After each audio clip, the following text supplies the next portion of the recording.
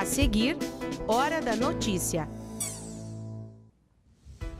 Começa hoje a Semana Mundial do Aleitamento Materno e vamos falar sobre as atividades que acontecem em Passo Fundo com a enfermeira obstetra Neuci Terezinha Zorzi.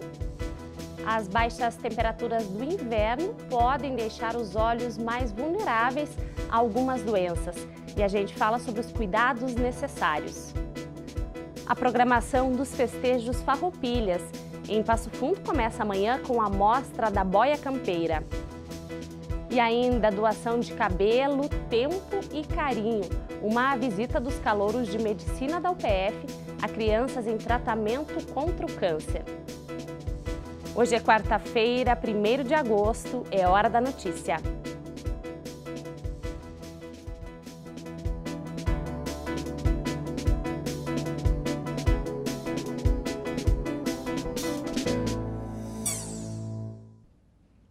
A gente começa o programa de hoje falando sobre cuidados durante as baixas temperaturas para evitar doenças que podem comprometer a visão. Veja por que a chegada do inverno exige atenção com os olhos.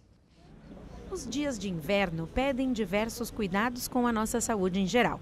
Nessa época, utilizamos hidratantes para cuidar da pele, preparamos sopas para nutrir e esquentar o corpo e procuramos nos agasalhar com roupas quentes.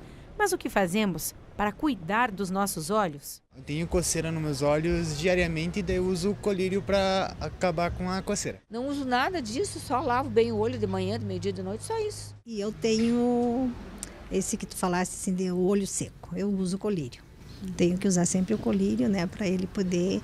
E a maquiagem prejudica também bastante de ficar aquilo ardendo. Vou ao oftalmologista, de 6 meses, fazendo revisão. Pegando muito cisco, tá cuidando até com os cachecol, né?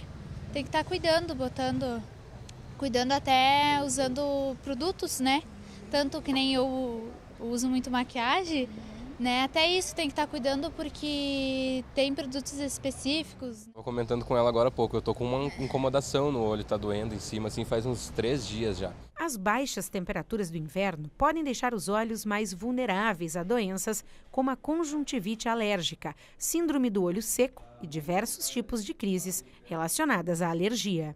Mas no inverno a gente tem bastante alergia também. Isso é um ponto que as pessoas têm que cuidar. É necessário, então, fazer o controle do ambiente, né? A pessoa entra em crise de rinite e aí as alergias nos olhos vêm junto, né? Uma segunda causa de alterações típicas dessa época do ano são as conjuntivites virais, as conjuntivites, essa que pega de uma pessoa para outra.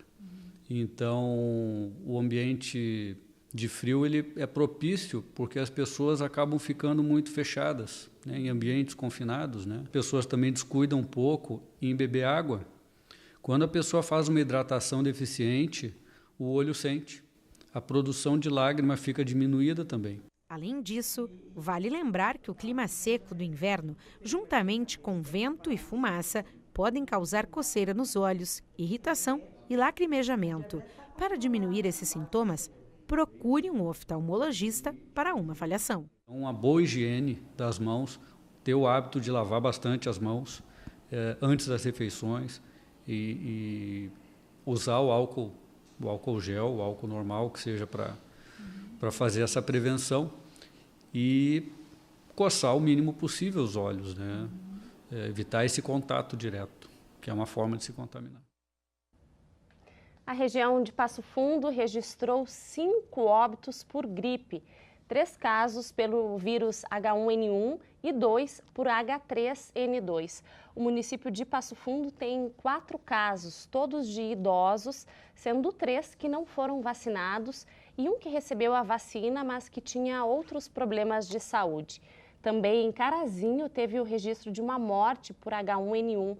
Era um homem de 58 anos e que não estava vacinado. O Rio Grande do Sul tem agora 44 mortes por influenza neste ano, quase o mesmo número de todo o ano passado. Começa hoje a Semana Mundial do Aleitamento Materno e em Passo Fundo algumas atividades estão programadas, como a Hora do Mamaço, que será neste domingo no Parque da Gari. Com a gente aqui no estúdio, a enfermeira obstetra e doula, Neuci Terezinha Zorzi. Seja muito bem-vinda ao PFTV. Muito obrigada pelo convite, Kelly. Neuci, nunca é demais reforçar a importância do leite materno para a mãe e para a criança, principalmente para a criança. Com certeza, Kelly. Hoje iniciamos, a 27ª Semana Mundial da Amamentação, que acontece de 1º a 7 de agosto, e estamos no mês dourado, que vale ouro essa alimentação através do aleitamento materno.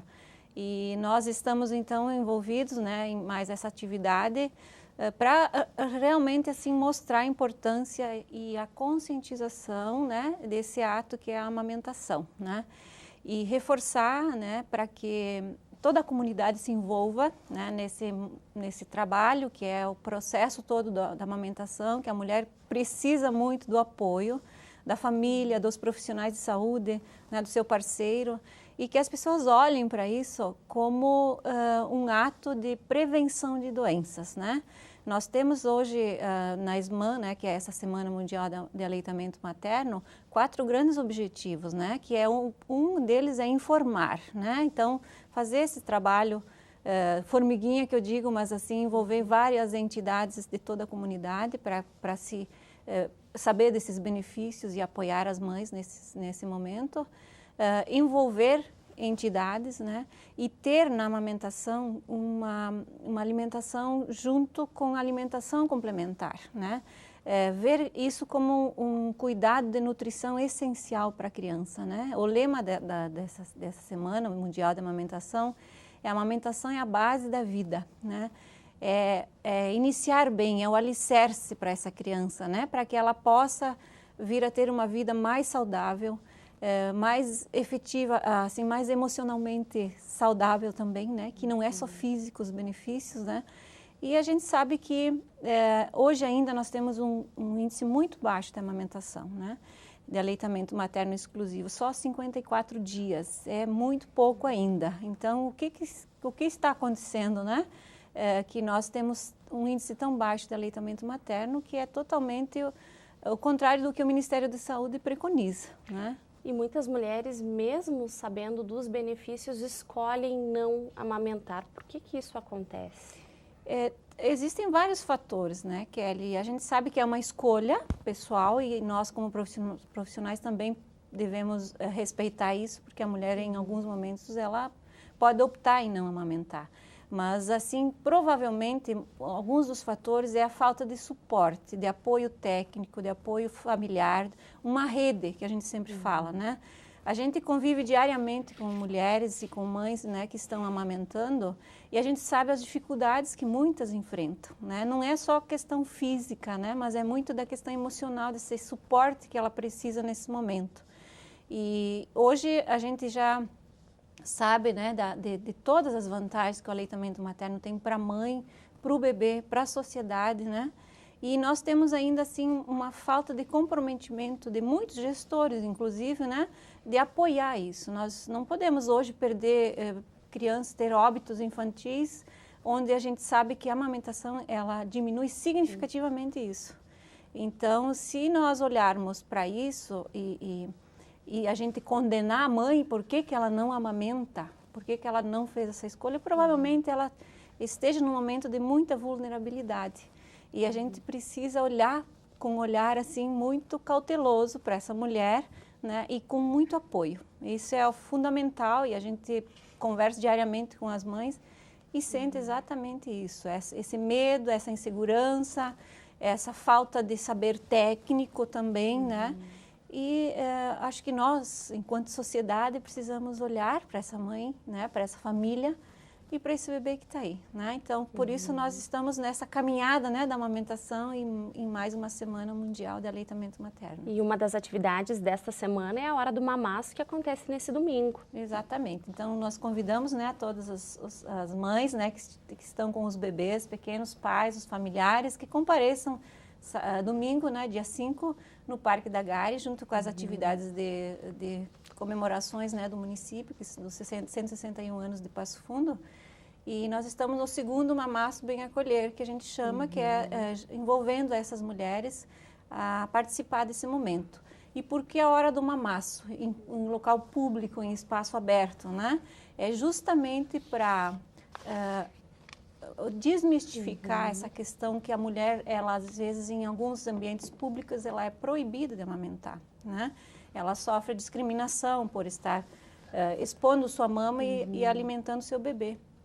Então, isso começou na França, né? E aqui no Brasil em 2012, onde mulheres se reúnem junto com entidades e grupos apoiadores para fazer a hora do mamaço. Então, a partir das 14 horas, domingo na GAI, das 14 às 17 horas, junto com as atividades que vão estar acontecendo lá, vai ter cadeiras, espaço para as mães sentarem, para conversarem. Nós vamos ter uma programação especial para as mães, vamos ter dança mãe-bebê, yoga do riso e outros profissionais que estão trabalhando junto com a gente, né, engajados nessa caminhada. Tá certo. Fica o convite aqui para que as mães participem no domingo, então.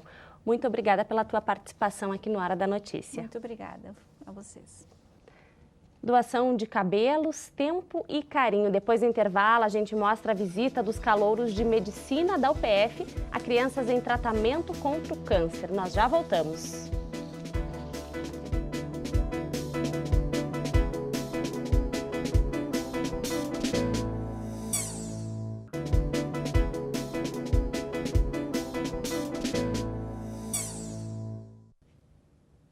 O prédio da antiga estação férrea da Gare está passando por reformas para se transformar em um complexo gastronômico. Tombado como patrimônio histórico e cultural da cidade, a reforma acontece apenas na parte interna, com a preservação da fachada, que já foi restaurada.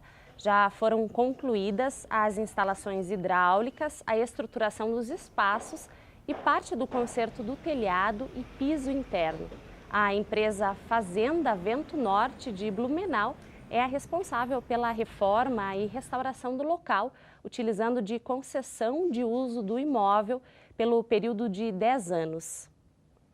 A temperatura sobe um pouco nos próximos dias e a mínima não deve ficar abaixo dos 10 graus. Veja os detalhes.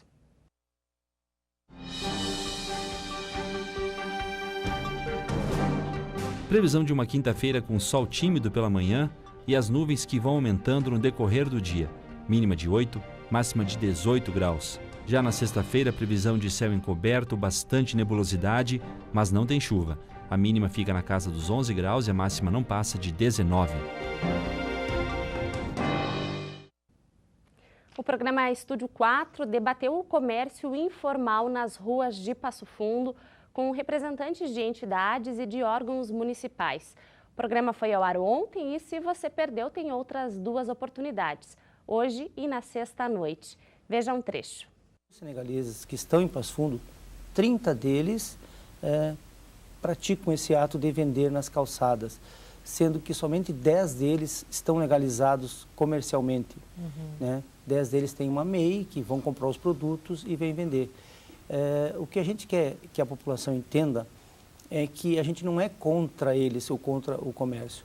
A gente é contra o ato ilegal, fora da lei, né? Porque existe uma lei que não permite esse tipo de comércio, né? Passo Fundo tem essa lei e a gente quer achar uma solução para não prejudicar eles, mas também para não prejudicar o nosso associado, que o nosso associado vive de vendas. Né? A gente tem acompanhado essa situação da necessidade de documentação deles, da inserção deles no mercado de trabalho, da presença deles e da acolhida ou não na comunidade, enfim, todas as questões que envolvem esse processo. E participamos junto com várias instituições, inclusive a própria Universidade de Passo Fundo, do que se chama de Fórum Municipal de Mobilidade Humana de Passo Fundo. Na verdade, não são só os senegaleses, né? Tem passofundenses, tem até agora bolivianos que estão começando a vir aqui também fazer esse tipo de venda, né?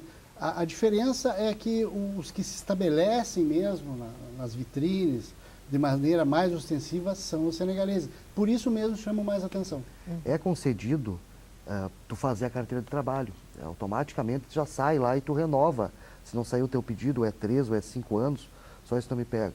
O ano passado teve só 28 pedidos de carteira de trabalho para imigrantes senegaleses e renovações das 168 que nós temos hoje.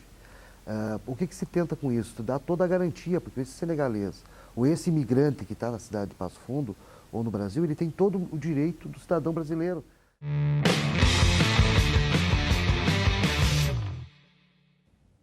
Hoje é o último dia de inscrições para a meia maratona e a rústica dos 161 anos de Passo Fundo, que acontecem no domingo, dia 5.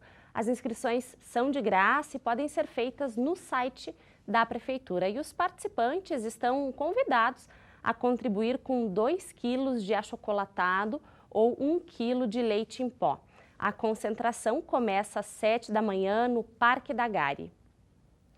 A Revolução Farroupilha aconteceu por volta da metade do século XVIII e já é comemorada há muito tempo aqui no Rio Grande do Sul. Em Passo Fundo, é claro, não é diferente. O mês de setembro é sempre dedicado aos festejos farroupilhas e a preparação desse ano já começou. A gente ainda tem mais de um mês até setembro, mas até lá tem muito trabalho pela frente. Isso porque já começaram os preparativos para os festejos farroupilhas, que vão até o dia 20 de setembro. E quem fala comigo sobre o assunto é a Gilda Galeazzi, que é a coordenadora da 7ª Região Tradicionalista aqui de Passo Fundo. Gilda, então, me conta, como estão os preparativos para os festejos? Bom, já está tudo pronto com as entidades tradicionalistas para receber a comunidade local e a partir do dia 2 de agosto, agora na próxima semana, durante o aniversário de Passo Fundo, as comemorações dos 161 anos, nós estaremos lançando então no Departamento Tradicionalista do Simpasso, pelo 4º ano consecutivo, o jantar da boia campeira e também toda a programação alusiva de 8 a 20 de setembro. Nós teríamos, então, a partir do dia 11 de agosto, na cidade de Iraí, o acendimento da chama crioula e a distribuição para as 30 regiões.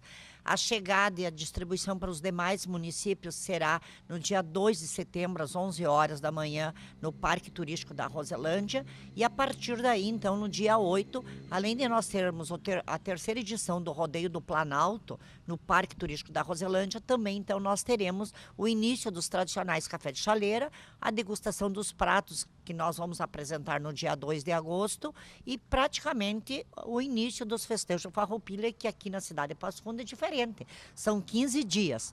E no dia 20, esse ano também, nós teremos, juntamente com o desfile militar, nós teremos a Mostra da Cultura Gaúcha pela 26ª edição, aonde que estaremos apresentando o tema tropeirismo, que é um tema ali no estado, mas nós vamos referenciar a cidade de Passo Fundo, da sua construção de 1857 até os dias de hoje, representado por 16 alas com as 16 entidades tradicionalistas, juntamente com as cavalarias, que será então no dia 20 na Avenida 7 de Setembro.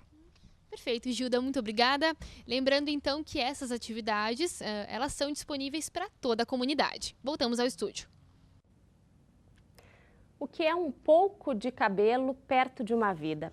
Foi com esse pensamento que os calouros de medicina da UPF visitaram a oncologia pediátrica do Hospital São Vicente de Paulo ontem à tarde. Lá eles doaram um pouco de cabelo para as crianças, mas também algo muito maior que isso: tempo e carinho.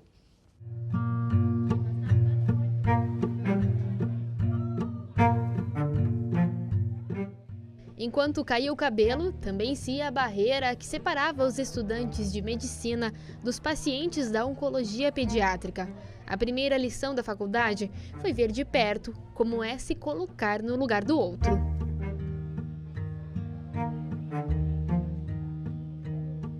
Hoje ele não é paciente, ele é assistente, é ele que está fazendo, né? Esse ato incrível que a gente se emociona, todo mundo que está aqui, a gente olha para os colegas, enfim, algumas lágrimas, uns sorrisos, muitos sorrisos, né? Experiência emocionante que só quem já sentiu entende. Eu passei por processo de quimioterapia também aos 13 anos, mais ou menos a mesma idade deles. E aí pra mim é um pouco mais complicado ver toda a situação, porque eu passei por isso também, eu cortei todo o cabelo e como menina é bem mais complicado. Mas assim, pelo menos eu me sinto muito bem de estar aqui com eles também para poder ajudar e quem sabe até falar que eu passei por tudo isso e consegui superar a fase ruim. Eu vim aqui não era com a intenção de cortar, mas a gente acaba se envolvendo com o momento e vai, né? Cabelo, o que é cabelo? Depois cresce, né? Para eles é muito importante, muito mais do que para mim. O que eu digo para eles é o seguinte, vocês vão raspar a cabeça dos futuros médicos, né? Então os pacientes que estão no hospital, né, numa situação muito passiva, né, de aguardar um tratamento, uma necessidade de muitos procedimentos, às vezes até dolorosos, né, ser uma figura ativa, né, nesse ritual de passagem, né, é uma coisa muito positiva para os pacientes. O trote solidário ensinou a primeira lição, porque afinal, o que é um pouco de cabelo perto de uma vida inteira? Eu mesma já perdi meus cabelos e eu sei que é uma coisa que a gente passa no dia do tratamento, assim, a gente tem várias dores também, a gente perde uma parte do nosso corpo, né? Então a gente sente muito, mas o que eles estão fazendo é muito bonito, assim, para nós ver, assim, dá um incentivo muito grande, assim. Porque cabelo a gente perde, mas a nossa vida, né, continua, né?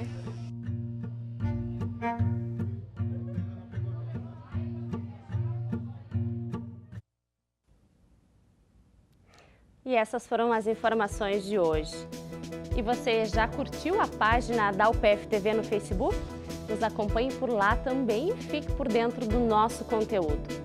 A gente volta amanhã ao vivo, ao 12h30. Até mais!